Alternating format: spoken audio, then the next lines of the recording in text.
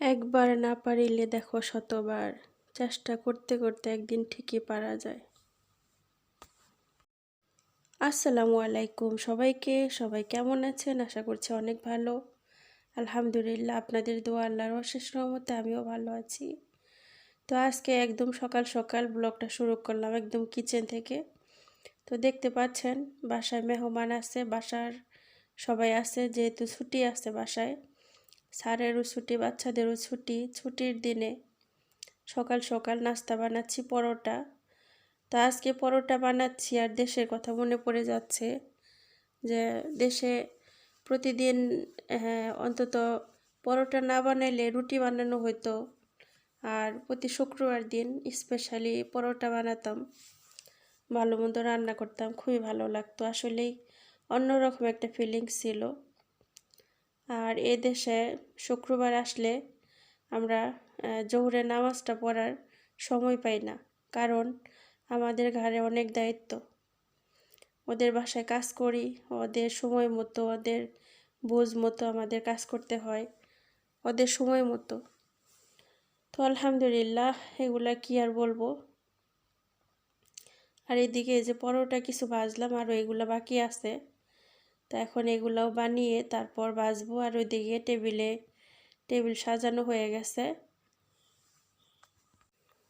তা আমার সাথে সাথে রাবেয়াও আমাকে হেল্প করতেছে। তো আজকে সকালে নাস্তা বানালাম পরোটা, আর হচ্ছে এক ধরনের ডাল, আর হচ্ছে দুধ চা।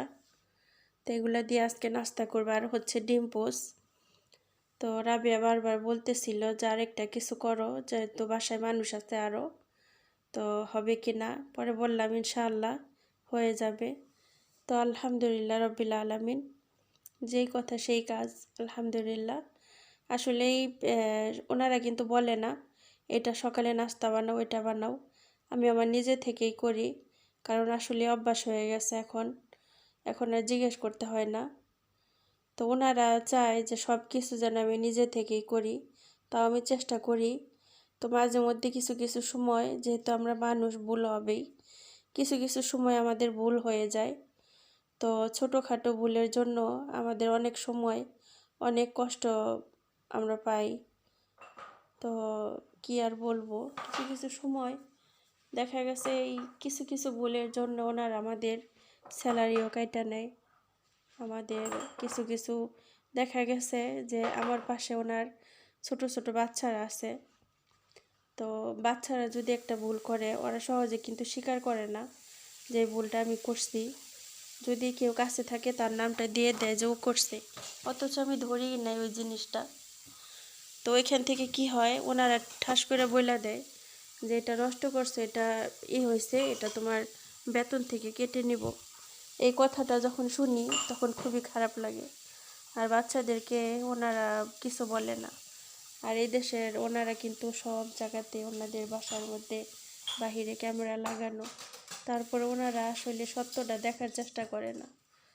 আজকে আসলে মনটা অনেক খারাপ কিছু কিছু বিষয় নিয়ে। তো সবটা আপনাদের সাথে নাই বলি, আর কি বলবো। আবার বলবেন যে রেহানা অর্ধেকটা শেয়ার করলো অর্ধেকটা করলা না, এটা কেমন কথা। তো এরকমই একটা ঘটনা ঘটে গেছে যে ওনারা এরকম করে হুট করে আমার স্যালারি কাইটা নিবে, এটা আমি চিন্তাও করতে পারি নাই। তো আসলেই এত বছর একটা বাসার মধ্যে থাকার পর যদি ওই বাসার মধ্যে এতটুকু ছাড় না পাই, যে এত বছর আমি এই বাসাতে আসছি নিজের আপন মনে করে, আমার এই হয়তোবা ভুলটাই আমিই করছি, কিন্তু তাই বলে আমার বেতন কাইটা নিব, এটা আসলেই মানা যায় না। আর খুবই কষ্ট লাগে, বিশ্বাস করেন। আজকে আমার এত এত খারাপ লাগতেছে, আমার মনটা যেমন, আমার মনে হয় বুকটা আমার ছিঁড়ে গেছে এমন লাগতেছে। মানে কিভাবে কারোর সাথে আমি প্রকাশ করতেও পারতেছি না, আমার এতটা খারাপ লাগতেছে যে এত বছর থাকার পর একটা বাড়িতে এই ছোটোখাটো ভুলের জন্য ওনারা এতটুকু একটা শাস্তি দিব, তাও 100-200 টাকা কাটলে সেটাও মনের মানা যায়। 300-400 টাকা, এই দেশে 300-400 দেড়হাম, এগুলো আসলে অনেক কষ্টকর একটা বিষয়। এমন একটা সময় গেছে ওনারা 500 টাকা করে আমার বেতন কাটছে। ঠিক আছে। এরকম এই জিনিসগুলো আসলেই আমি জানি না আমি সরল কিনা। আমি আমি মনে করি যে আমি সরল সোজা একটা মাইয়া, হয়তো বা আমি এখানে কাজ করি, আপনাদের সাথে আমার দুঃখ সুখ ভালো মন্দ শেয়ার করি।